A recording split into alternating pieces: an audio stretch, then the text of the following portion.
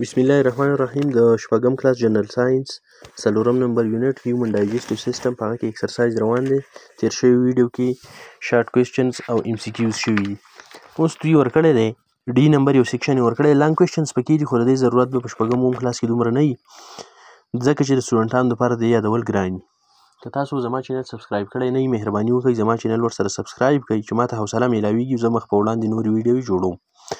ډي نمبر یو سیکشن دوی ورکړی دی سټرکچر ریسپانس کوېسچنز. سټرکچر ریسپانس کوېسچن مطلب دا دی چې داسې سوالونه چې د هغه جوابونو ته مرحله وار ورکړي، سټیپ بای سټیپ ورکړي.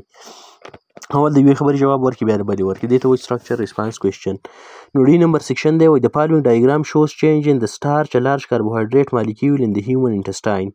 دا لاندینی ډایګرام چې دی نو دا خبره زموږ سره ښایي ظاهري ظاهري موږ ته دا خبره چې سټارچ چې کوم دی چې دا یو غټ مالیکیول دی د کاربوهایډریټ او دا د انسان په کولمه کې چې کوم دی نو دی او د دې دا چینج ښایي چې په دې کې څه بدلون راځي که نه. لکه سټارچ یو غټ مالیکیول دی چې کوم خوراکونه موږ کوو کاربوهایډریټ والا لکه روټۍ وریژې په دې کې چې دی نو سټارچ وي او دا د کاربوهایډریټ مالیکیول دی خو که دا داسې مالیکیول دی چې دا په غټ سایز کې غټ دی.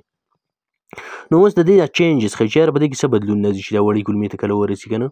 مونږ ډایجسټیو سیستم خبره کوو نو په کې هضمه به کېږي د غټو مالیکیولو نه واړه مالیکیول جوړېږي. نو که ته دې ډایګرام ته وګورې نو نمبر 1 کې دوی داسې ورکړی دی لاندې سټارچ مالیکیولز کین ناټ ګیټ تھرو د انټسټاین وال.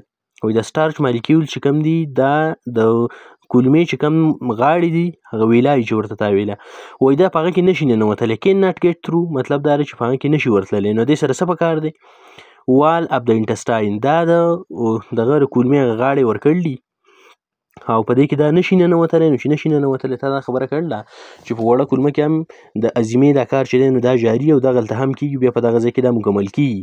نو په دې کې انزایم چې دی نو شامل شي. نو چې انزایم پکې شامل شي نو انزایم څه کار کوي تا ویل چې دا کیمیکل ډایجیشن کوي او دا غټ مالیکیول ماتوي وړو مالیکیولو ته. نو انزایم مالټیز چې کوم دی هغه په وړه کولمه کې راشي او هغه څه کار وکړي دا سټارچ چې کوم دی غټ مالیکیول دی د کاربوهایډریټ دا وړو مالیکیولو ته مات کړي نو ګلوکوز ته جوړ کړي. نو ګلوکوز بیا واړه مالیکیول دي دا هم کاربوهایډریټ دي خو لکه دا ګلوکوز چې کله راجمع شي نو د غټ مالیکیول جوړېږي سټارچ او دغه سټارچ یې واپس مات کړي بیا د ګلوکوز مالیکیول جوړ شي. نو دا انزایم راشي د سټارچ مات کړي څه ته ګلوکوز مالیکیول کین ګیټ انټو د بلډ. نو ګلوکوز مالیکیول ته جوړ کړي واړه کړي د غټ مالیکیول مات کړي نو دغه کین ګیټ انټو د بلډ مطلب دا دی چې دا بیا په وینې کې شاملېدلی شي. نو هغه په وینې کې شامل کړي دي واړه او په بلډ کې بیا دا د انسان د وجود هر حصې ته هر سیل ته ورسي ګلوکوز مالیکیول ان د بلډ او بیا د ګلوکوز مالیکیول دلته پر زیړه پټۍ کې لیکل دي چې دا په وینه کې روان دي او سټارچ مالیکیول دی په اوله کې د سټارچ مالیکیول د رالو په وړه کولمه کې چې دی نو دا مات شو او چې مات شو نو څه وشو دغه سره داسې کار وشو چې یار ګلوکوز ته جوړ شو واړه مالیکیول ته جوړ شو. هغه په سیلز کې بیا په خلیو کې په اسانه باندې ننوتلی شي نو په وینې کې شامل شو او د انسان د وجود هر سیل هر حصې ته ورسېده. ورپسې دوی داسې کار کړی دی چې د دغه ډایګرام نه څه سوالونه جوړ کړي دي په دې بل پیج باندې. وایي نیم د فوډ مالیکیول اینډ ډایجسټډ مالیکیول ان د فیګر. دا کوم تصویر چې تا له درکړی دی په دې کې ته هغه مالیکیول وښایې چې هغه د خوراک مالیکیول دی او هغه مالیکیول پکې وښایې چې کوم هضمه شوی مالیکیول دی. نو په دې ډایګرام کې ته وګورې نو هغه مالیکیول چې هغه د خوراک مالیکیول دی نو ما ورته لیکلي چې د فوډ مالیکیول از کاربوهایډریټ. هغه مالیکیول چې هغه د خوراک مالیکیول دی نو هغه کاربوهایډریټ او چې کوم پکې هضمه شوی دی نو هغه کوم یو دی and the digested molecule is glucose او هغه مالیکیول چې دغه هضمه شوی دی نو هغه ګلوکوز دی لکه سټارچ دی یا ګلوکوز دی که نه خو ته داسې ویلی شي چې یاره ډایجست شوی کوم دی او هغه مالیکیول دی چې په ډایجست حالت کې دی د هضمې په حالت کې دی نو هغه ګلوکوز دی. بي نمبر چې کوم دی نو دویم نمبر سوال ته دا جوړ کړی دی هاو سټارچ از کنورټډ انټو ګلوکوز. دا سټارچ چې کوم دی چې د کاربوهایډریټ غټ مالیکیول دی دا وړو مالیکیولو ته ګلوکوز ته څنګه بدلیږي. کنورټ مطلب دی بدلیدل. د دې جواب ما داسې لیکلی دی چې with the help of امایلیز دا د امایلیز انزایم په ذریعه باندې چې کوم په لاړو کې په خوله کې دغلته ته مالټوز جوړ شي د دې سټارچ نه. سټارچ اول موږ وخورو په کومو خوراکونو کې نو دې سره په خوله کې څنګه چلو شي په خوله کې په لاړو کې یو انزایم دی امایلیز ورته وایي یا ورته ټایلین وایي په هغه کې داسې کار وشي چې دا سټارچ چې کوم دی نو دا بل یو شکل ته واوړي هغه ته مالټوز وایي. دا د کاربوهایډریټ بل شکل دی. بیا دغه مالټوز چې دی نو وړۍ کولمې ته لاړ شي نو هلته ورته بل انزایم خارج شي هغه ته مالټیز وایي. نو دغه مالټیز چې دی نو بیا مزید دا سټارچ څه ته بدل کړي کنورټ انټو ګلوکوز په اخره کې ګلوکوز جوړ کړي. نو دا خبره شوه چې یاره د سټارچ چې کوم دی چې دا د ګلوکوز د وړو مالیکیولو ته بدلیږي نو د دې لپاره امایلیز او د مالټیز انزایم ضرورت دی چې دا بدل کړي د سټارچ څه ته انټو ګلوکوز ته. سی نمبر داسې لیکلی دی وایي ګلوکوز مالیکیول ډو ناټ نیډ ټو بي ډایجسټډ بټ سټارچ مالیکیولز ډو. وایي ګلوکوز مالیکیول چې دی نو دې ته ضرورت نشته چې د دې هضیمه وشي، لیکن د سټارچ مالیکیولو ته ضرورت شته چې هضیمې راشي. دا ولې دی داسې کار؟ ایکسپلین دیس ډیفرنس. دا فرق د دې تاسو وضاحت وکړئ د دې د فرق چې یاره ګلوکوز مالیکیول موږ ته ضرورت نشته چې موږ هغه مزید هضیمه کړو او د سټارچ د مالیکیول ته شته. نو دا ولې خبره ډېره اسانه ده، بیکاز ځکه ګلوکوز مالیکیول ار سمال، ګلوکوز مالیکیول واړه دي and can enter into the cell او دا خلیې ته ننوتلی شي د اینې په ذریعه باندې. بټ سټارچ مالیکیولز ار لارج نیډ ټو بي ډایجسټډ. لیکن بل طرف ته که موږ وګورو نو سټارچ چې کوم مالیکیول دي دا غټ مالیکیول دي د کاربوهایډریټ، نو دا په اسانه باندې سیل ته نشي ننوتلی. نو دې لپاره ضرورت د سره نیډ ټو بي ډایجسټډ. دا خبره ولې ضروري ده چې دا هضیمه شي، واړه واړه مالیکیول دي جوړ شي، نو هله به بیا سیل ته ننوځي. دا پکې فرق شو چې یاره ګلوکوز مالیکیول ته د هضیمې ضرورت ځکه نشته چې دا وړوکی مالیکیول دی، او سټارچ ته ځکه شته چې دا سټارچ دی نو دا غټ مالیکیول دی، دا په اسانه باندې سیل ته خلیې ته نشي ننوتلی. Complete the empty boxes in this concept map of human digestive system. تاره د انسان د هضیمې د نظام یو نقشه درکړل، میپ یې درکړی دی، او په دې کې چې کوم سوچ او تصور پکې د کنسپټ پکې دی هغه په دې باکسز کې په دې کوډګو کې خالي خالي کوډګۍ تاله درکړلي، دا پې ډاکې کا مکمل کا. ګوره هیومن ډایجسټیو سیستم تا دا خبره کړله چې د انسان د هضیمې نظام چې دی دا شروع د کوم ځای نه شي؟ ماوت دی، د خولې نه شروع شي، په خوله کې څه دي؟ ورپسې دوی بیا لاندې غشې ته بوتلی دی، دا ایروی بوتل ده، ټیت اینډ ټنګ غاښونه پکې دي او ژبه پکې ده.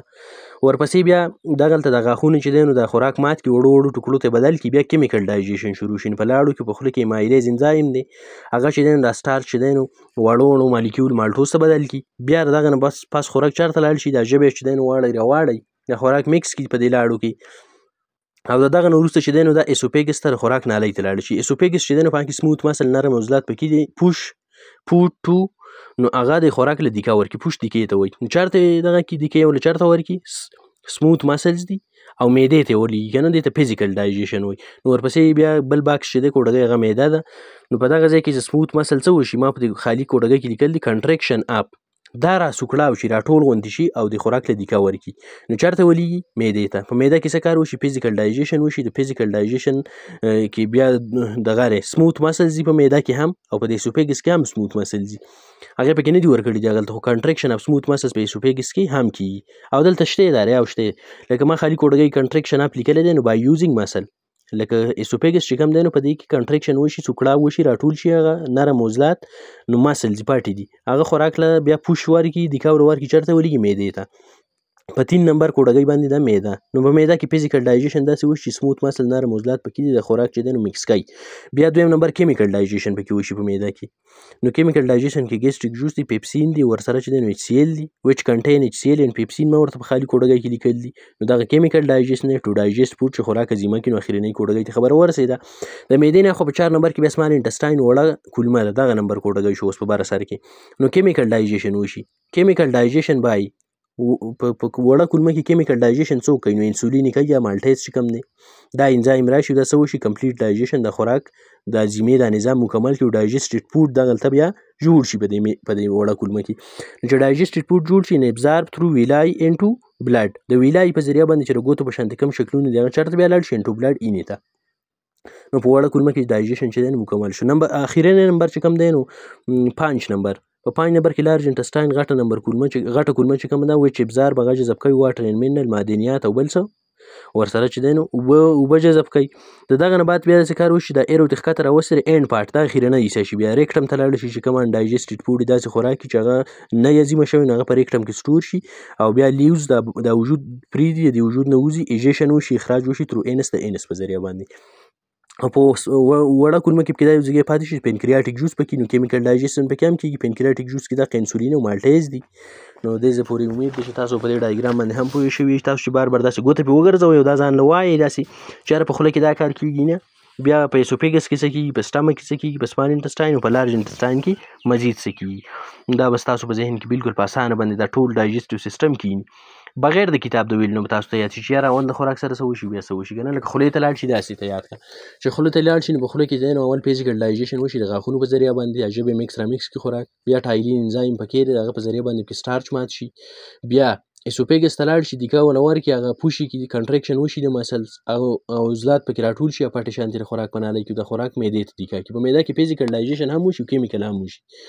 فزیکل او کیمیکل نه وروسته بیا چې دی نو په دې معده کې نرم عضلات دي نو دا خوراک چېرته دی کاږي مزید وړې کولمې ته په وړه کولمه کې چې دی نو بیا کیمیکل ډایجیشن کېږي یا بایل راځي که نه بایل چې کوم دغه دی دا انسولین دي هغه راځي دغه ځای نه یا تریخي نه ورته بایل راځي یا ترخې اوبه شانتې دي نو دغه نو او د لبلبې نه ورته انسولین راځي نو په دغه ځای کې خوراک هضمه مکمل شي د خوراک نه چې کوم غذایت نیوټرینټ دی هغه کولمې کې د کولمې د غاړو سره چې کوم پروجیکشنز لګېدل دي ویلای د ګوتو په شان شکلونه په هغه کې شامل شي وینې ته لاړ شي چې کوم انډایجسټډ فوډ دی هغه دغه کولمې نه بیا مزید چېرته لاړ شي غټې کولمې ته د غټې کولمې نه په ذریعه باندې بهر وځي هغه پالتو څیزونه زموږ وجود ته ضرورت نه وي امید دی تاسو به د دې ځای پورې په دې ټاپک باندې پوه شوي زما په ویډیو باندې کمنټ ضرور کوئ لایک او د خپلو ملګرو سره شیر مه هېروئ